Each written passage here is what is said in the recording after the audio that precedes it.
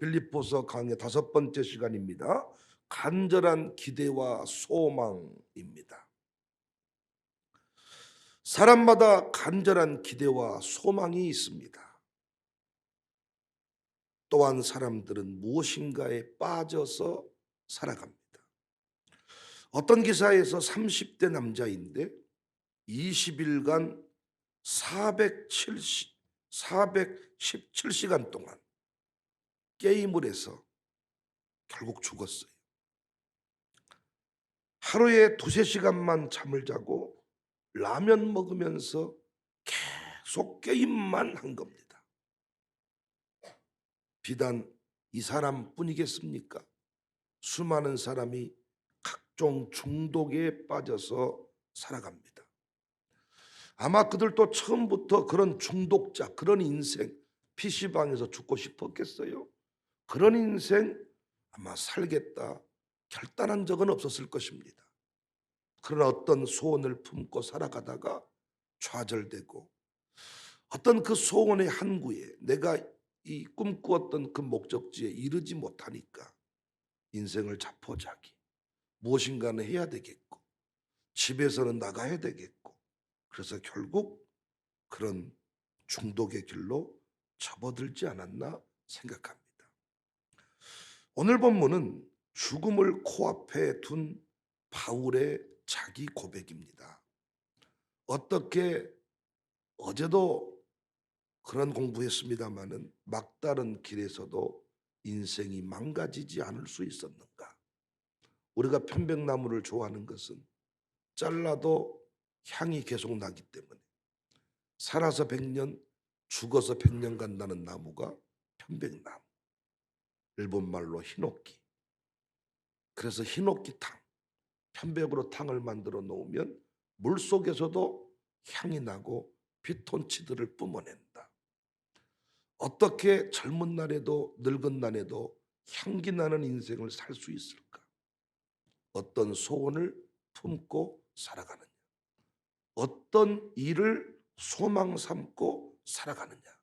이게 중요합니다. 그래서 호스피스 운동의 선구자 엘리자베스 키블러 로스라는 사람은 죽음을 앞둔 사람은 우리가 삶에서 놓치지 말아야 할 가장 중요한 레슨들을 일깨워 줍니다. 왜냐하면 삶의 종착점에 이르렀을 때라야 사람들은 삶을 가장 잘 볼 수 있기 때문입니다. 비록 우리는 죽음을 앞두고 있지는 않지만은 이 말의 의미를 잘 알고 있습니다. 우리가 어떤 알지 못한 땅으로 여행을 갔다고 쳐봐요. 마칠 때쯤이야 마칠 때쯤 비로소 그 여행의 무언가를 깨닫습니다. 그래서 다음번에 여행을 갔을 때는 더 잘해야지. 제가 항상 먼저 여행을 하고 나서 여러분을 모시고 갔는데 제가 하고 싶었던 일 못했던 일을 여러분 모시고 갔을 때는 꼭 할 수가 있었어요. 문제는 인생의 여행은 다시 떠날 수가 없다는 거예요. 그래서 제대로 가야 되고 잘 가야 합니다. 인생의 끝자락에서 탄식, 절규 이런 게 있으면 안 됩니다. 그래서 오늘 이 바울의 간절한 기대와 소망, 어떻게 향기 나는 인생으로 살다 갔을까? 여러분, 안수 집사 시절에는 아름다웠어요. 그러나 장로님 되어서 향기를 잃어버린 사람이 많아요. 권사님 되어서 향기를 잃어버린 사람이 많아요. 개척 멤버일 때는 아름다웠는데 어느 순간 그분이 부흥에 걸림돌이 될 때가 많아요.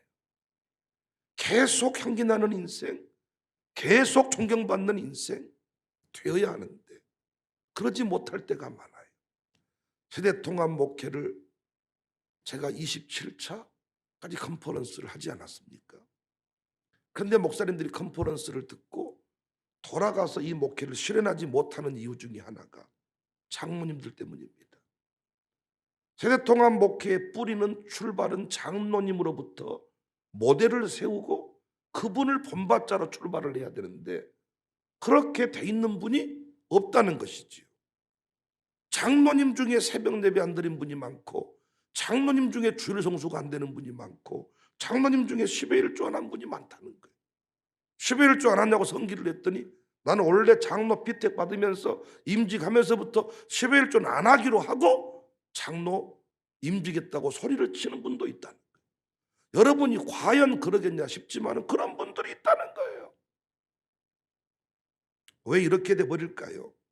목사도 참 멋지게 부임해서 목회를 시작했는데 왜 은퇴할 때쯤 되면 이상해져 버릴까요? 왜 은퇴할 때쯤 되면 나가니 안 나가니, 퇴직금을 주니 마니, 욕심이 과하니 적니, 왜 이렇게 될까요? 간절한 기대와 소망이 잘못되었기 때문입니다. 어떻게 바울은 끝까지 승리하는 인생을 살았냐? 간절한 기대와 소망이 분명했기 때문입니다. 간절한 기대와 소망. 여러분의 간절한 기대와 소망이 무엇입니까? 오늘 본문에 두 가지 중요한 내용이 나오는데 여러분과 제가 가슴에 새겨서 저도 여러분도 끝까지 향기 나는 인생, 끝까지 빛이 청청한 인생 될 수 있기를 바랍니다. 간절한 기대와 소망. 바울의 간절한 기대와 소망은 첫 번째, 아무 일에든지 부끄러워하지 않기를 원한다 했습니다. 20절, 나의 간절한 기대와 소망을 따라 아무 일에든지 부끄러워하지 아니하고 지금도 전과 같이 온전히 담대하여 살든지 죽든지 내 몸에서 그리스도가 존귀하게 되게 하려 한다. 바울의 간절한 기대와 소망은 높은 자리에 올라가기를 원합니다. 편안한 노년의 지방칸이 있기를 원합니다. 우리가 흔히 구하는 그런 것을 구하는 게 아니고 재판을 받아서 석방이 되든지 사형 선고를 받아 죽든지 전과 같이 온전히 담대하여 살든지 죽든지 내 몸에서 그리스도가 존귀하게 되게 하려 한다. 아무 일에든지 부끄러워하지 아니한다. 담대히 믿음을 지키겠다는 것입니다. 끝까지 신앙인으로서 부끄러운 일을 하지 않겠다는 것이 바울의 간절한 기대와 소망이었습니다. 실제로 바울은 끝까지 믿음을 저버리지 않았습니다.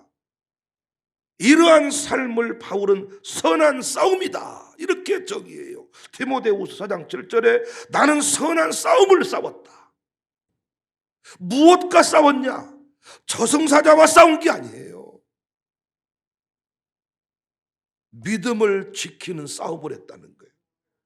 그래서 결국 나의 달려갈 길을 마치고 믿음을 지켰다. 어떻게 멋진 인생을 살 수 있냐? 끝까지 예수님을 존귀하게 하는 인생을 사는 거예요. 신앙생활 중에 위기와 유혹이 닥칩니다. 어려운 때가 옵니다. 예수님 믿자마자 바로 뱃살이 쭉쭉 빠지고 콜레스테롤 수치가 떨어지고 혈압이 정상으로 돌아가고 초고속 승진이 있는 거 아닙니다. 오히려 송교지에 복음 전하다가 폭도들에게 끌려가서 어려움을 당하기도 합니다. 직장에서 믿음을 지키려는 노력 때문에 오히려 불이익을 당하기도 합니다.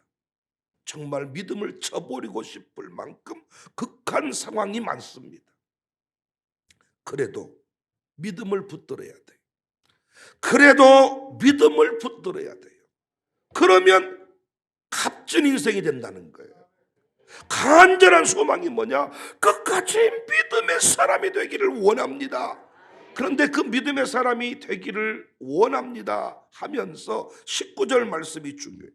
이것이 너희의 간구와 예수 그리스도의 성령의 도우심으로 나를 구원에 이르게 할 줄 아는 거로. 여기서 구원은 석방을 이야기하는 게 아니에요. 바울은 이미 포기한 것 같아. 나가기는 들렀다.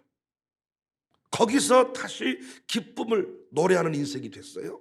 영혼의 구원도 아니지요. 이미 바울에게 구원의 확신은 있었으니까. 로마서에 보세요. 구원론. 무슨 나를 구원에 이르게 할 줄 아는 걸로 이런 얘기를 하겠어요. 여기 구원은 믿음을 저버리지 않는 승리의 삶을 말합니다. 바울의 간절한 소원은 끝까지 믿음을 저버리지 않는 승리의 삶을 말하는데, 그 승리의 삶을 살기 위해서 너희의 간구가 필요하다는 거예요. 너희의 간구가. 그 멋진 인생을 살았던 그 영적 거장 바울도 혼자 승리할 수 없고 혼자 믿음 지킬 수 없고 너희의 간구가 필요하다는 것입니다. 우리로 치면 담임 목사의 기도가 필요하고 양육사의 기도가 필요하고 교육사의 기도가 필요하고 우리 샬롬 스쿨 선생님들의 기도가 필요하다는 거예요. 너희의 간구와 예수 그리스도의 성령의 도우심으로 끝까지 믿음을 지킬 수가 있습니다. 성도의 간구와 성령의 도우심 없이 믿음 지키지 못해요. 그래서 우리가 믿음을 놓쳐버리면 사람이 추해집니다. 믿음대로 살면, 믿음 생활, 신앙생활 잘하면 죽을 때도 멋진 인생이 되는데, 믿음을 놓쳐버린 순간 사람이 추해져 버립니다.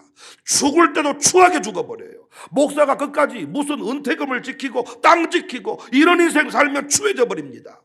교회도 보니까요, 믿음을 지키는데 포커스를 둬야지 어떤 자기의 명예를 지키고 자기 지방칸을 지키고 어떤 물질적인 것들을 지키려고 하다 보면 사람이 피곤해져 버립니다. 싸울 때 어떤 사람이 이긴 줄 아세요? 지킬 것 없는 사람이 이기는 거예요. 지킬 게 많은 사람은 져요. 지킬 게 많은 사람은 진다고요. 결국은요, 뭐 대선, 이런 뭐 총선, 이런 선거에서도요, 지킬 것이, 숨길 것이 많은 사람이 집니다. 믿음을 지키는 인생, 빛나는 인생이 된다는 거예요. 끝까지 목사도 믿음 있는 목사가 돼야 돼. 믿음 있는 목사가, 믿음 있는 장로님, 믿음 있는 양육사, 믿음을 지키겠다가 씨름하고 믿음 지키는 것이 간절한 소망이면 그 안에 모든 것이 다 있다는 것입니다. 그래서 우리에게 뭐가 필요해요? 교회가 필요해요. 자기 소견에 옳은 대로 살면 믿음 잃어버립니다. 다 세상 사람들이 가는 길로 가버려요. 나이 들면 뭐하고, 은퇴 뒤에 뭐하고 다 항상 은퇴한 뒤에 세계여행 가고, 은퇴한 뒤에 어쩌고. 세계여행도 교회랑 같이 가야 재밌지, 혼자 가면 재밌는 줄 아십니까? 뭐 어디 패키지 여행 가가지고 알도 모르는 사람들하고 같이 버스 타고 다니면 재밌는 줄 아세요?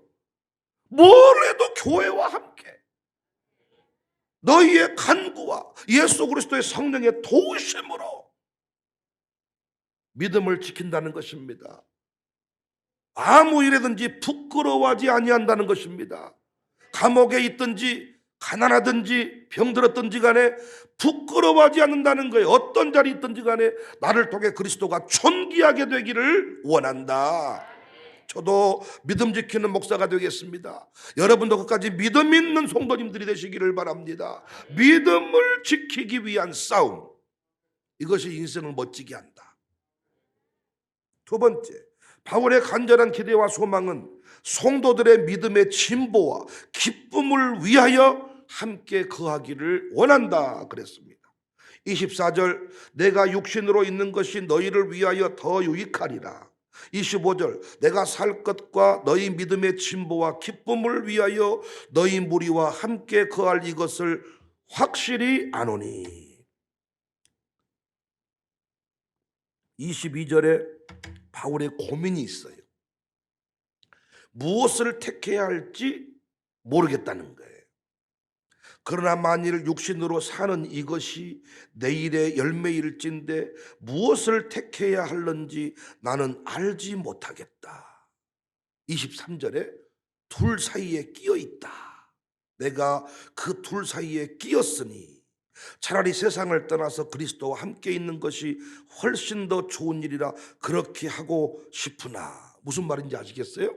바울은 감옥에 있고 구원의 확신이 분명하니까 이 세상의 장막 벗어버리고 육신의 장막을 벗고 빨리 영원한 장막, 나의 본향집, 아버지 집에 가고 싶다. 이 소원이 간절했어요. 천국의 구원의 이 확신 있었기 때문에 빨리 죽어서 빨리 사형당해서 주님 앞에 가고 싶다. 이게 바울의 간절한 소원이었어요. 그런데 결정을 했어. 살아야 되겠다고. 살아야 되겠다고 결정한 이유가 무엇 때문이냐? 자신을 위해서는 죽는 게 나와. 바울은 결혼을 안 했잖아요. 그래서 걸릴 것이 없어. 할렐루야. 우리는 이 결혼을 해가지고 엊그저께도 제 친구들을 만나가지고 할리스 데이비슨 오토바이를 한 대씩 사가지고 타고 다니자. 그 철봉하듯이 타고 다니는 오토바이 있어요. 바바바바바바 하는 오토바이. 제가 다 오토바이를 가르쳐가지고 중학교 때 오토바이를 탔던 친구들인데, 친구 한 사람은 결혼을 안 했어요. 근데 그 친구가 저보고, 나는 문제가 없는데 니들은 고구마 하나씩이 딸려가지고, 고구마가 뭐예요? 고구마 이렇게 줄기를 걷어보면 밑에 이렇게 딸려 있잖아요.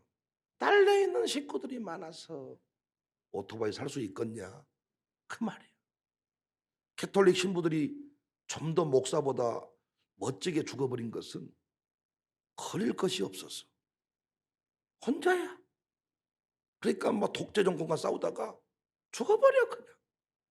근데 우리는 죽어버리려고 했다가도 아무것도 할 줄 모르는 한모 지연 씨, 투민이 은민이 어찌하였을까, 양가 부모님 어찌하였을까, 이래서 걸리는 게 많아. 그러나 바울은 걸리는 게 없었다고요. 차라리 죽어버린 것이 낫다. 주님 앞에 이제 가고 싶다. 진짜 바울의 인생을 돌아보면 달아진 인생이야. 녹슬어서 버림받은 인생이 아니고 달아진 인생. 너무나도 많은 길을 걸어 다녔고, 너무나도 많은 증거를 했고, 입술이 달아지지 않았겠는가. 그래서 이제는 쉬고 싶다.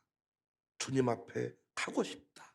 그런데 살아야 되겠다 맘먹는 게 있어. 막둥이 아들 결혼 못 시켜서가 아니에요. 초등학교 다니는데 아들이 짠해서가 아니라, 필리포 교인들의 믿음의 성장을 바라보는 것이 너무 기쁘다는 거예요. 필리포 교인들을 생각하면서 살고 싶다. 와, 목사님들이 암에 걸려서 병원에 투병하실 때 장모님들이 교회 찾아올 때 면회를 안 해버리더라고. 상처가 얼마나 많은지 안 만나버려. 그런데 바울은 뭐라고 말했냐? 내 스스로는 죽는 게 낫겠지만 내가 살겠다 결단한 이유가 있다. 너희를 위하여, 24절, 너희를 위하여 사는 것이 유익하다. 26절, 너희 자랑이 나로 말미암아 풍성하게 하려 한다. 삶의 이유가 뭐예요? 교회입니다. 삶의 이유가 누굽니까? 교인입니다. 사랑하는 성도님들, 어떻게 하면 멋진 인생을 살 수 있냐? 여러분의 간절한 소망과 여러분의 간절한 기대가 교회의 부흥에 맞춰져 있으면 되는 거예요. 나를 위해서, 내 자녀를 위해 사는 인생은 반드시 후회하더라고요. 아들, 딸만을 위해 사는 인생은요, 반드시 후회해. 절망감에 쌓이고 공허하고 슬프고 눈물 나고, 내가 가진 모든 것들 아들, 딸에 싹 투자해버린 사람이 있어요. 집도 돈도 뭐 싹, 내가 가진 모든 것들 아들, 딸에게 싹 물려줘 버린 집, 반드시 후회하더라고요. 그런데 내가 가지고 있는 것들을 일부를 자식에게 주고 또 일부를 교회, 우리 공동체, 내가 섬기는 이 이웃들, 이들을 위해서 그것들을 내놓을 때 끝까지 그 인생은 멋진 인생이 되더라는 것입니다. 살아있는 모든 날 교인들의 성장을 돕겠다. 나는 밥을 먹어도 여행을 가도 이 교인들과 함께하는 것이 기쁘다. 나는 주님 앞에 딱 갔으면 좋겠지만은 너희들의 그 성장의 모습을 볼 때 난 너무 기뻐서 난 살아야 되겠다. 와, 진짜 멋져버리는 거야. 자식 결혼의 삶의 이유를 정한 사람은요, 자식 결혼한 뒤부터 이상해져 사람. 어떤 집, 아파트 뭐 한 대 하나 사는 것에 인생의 목적을 거는 사람은요, 아파트 사놓고 사람이 이상해져. 아파트를 사버리니까 빚다가 갚아버리니까 사람이 공허해져 버리는 거예요. 그런데 끝까지 교회 부흥, 교회 성장, 가정교회 분가, 계속 목사님의 사역. 왜? 여러분 보니까 계속 백 목사의 사역은 커지잖아요. 계속 거기에 내 삶의 이유를 걸어 놓으면 여러분 인생도 계속 커지는데, 어느 순간 지나면 돈을 쓸 데가 없어요. 돈을 쓸 데가 없어서 고민이에요. 그래서 이 돈을 어디다 묻어둘까가 고민이라는 거예요. 여러분, 곧 그런 날이 와요. 이 돈을 어디다 투자를 해야 될까? 이러다가 뭔 코인을 사고 무엇을 어쩌고 난리 나고 투자를 하고 이래가지고 다 날리는 거예요. 진정한 투자처는 교회입니다. 진정한 투자처는 목사의 사역입니다. 진정한 투자처는 영혼 세우는 일입니다. 진정한 투자처는 샬롬 스쿨입니다. 진정한 투자처는 가족은행입니다. 진정한 투자처는 우리 선교 기업들입니다. 교회 영혼 살리는 일을 위해 내 인생을 거는 사람은 간절한 기대와 소망이 청사교회 잘 되는 일, 간절한 기대와 소망이 우리 목사님이 세계적인 종이 되는 것, 이런 것들에 거는 인생은 끝까지 행복하다는 거예요. 죽을 때까지 행복하다는 거예요. 그런데 아들한테 모든 걸 걸어버리는 사람이 있어요. 딸한테 모든 걸 걸어버리는 사람이 있어요. 부부관계도 처음에 포기해버리고 딸 뒷바라지, 아들 뒷바라지를 위해 사는 사람이 있어요. 11조는 뗏먹어도 아들이 전화 오면 돈을 보내요. 아들 학비는 보내도 11조는 뗏먹어도 학비는 보내고, 11조는 뗏먹어도 뭐 손자 뭐 생일 뭔 보내고, 이렇게 하는 인생은 결국은 후회하고 절망하고 이상해져 버려.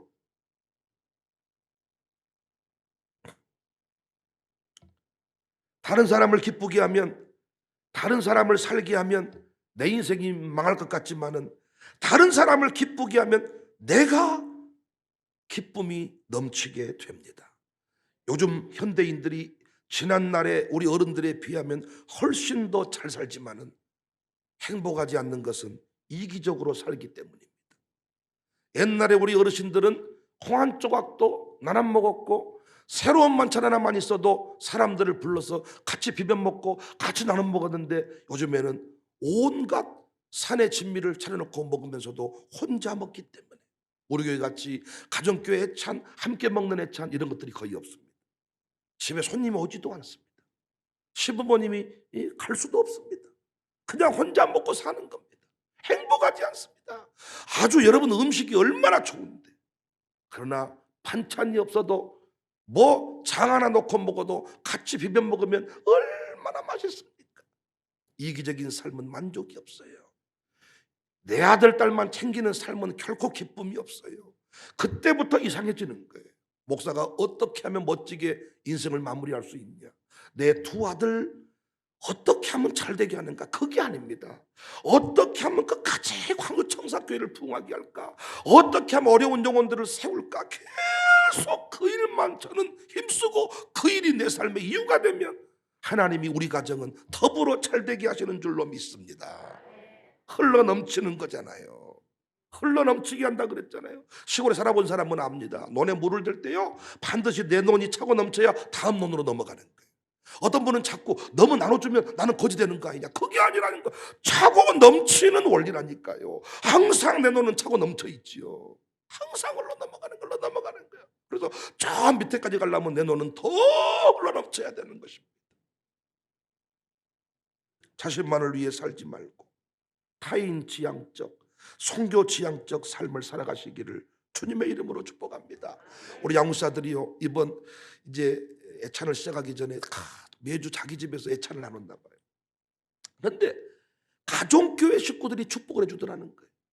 우리 양육사님 집 넓혀야 쓰겠네, 집이 너무 좁네, 하나님 우리 양육사님 넓은 집 달라고 기도를 하더라는 거예요. 참 이게 복된 일 아닙니까? 우리 식구만 살면 그 집도 청소하기 어려워가지고 청소가 안 돼. 먼지가 수북수북 쌓이는데, 가정교회 식구들이 와서 밥을 먹다 보니까 좁더라는 거예요. 그 어제도 어떤 교구사역장은 저한테 기도 제목을 내려놓더라고요. 교구사역장 좀 하다 보니까 최소한 집이 몇 평은 돼야 되겠다는 거예요. 하나님, 나는 그 기도 들으신다고 생각해요. 아니, 자기 식구들하고 사는데 식구들 하나씩 큰 방 차지하고 살아. 청소가 안 돼가지고 처리가 안 돼. 온누으로 가면 제일 좋아, 그런 집.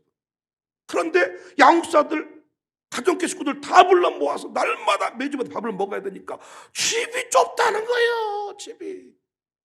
이런 집, 마당 있는 집도 하나님이 주실 줄로 믿습니다. 왜? 가족교회 찬이 바베큐도 한 번씩 해야 되니까 마당에 있는 집도 받으시기를 바랍니다. 아니 늘 초대해서 뭔가 베푸는 집은 그 집이 달아져야 하나님의 새로운 집을 주지요. 어떤 결혼식 주례에서 목사님이 신랑 신부에게 세 가지 키워드를 말씀했어요.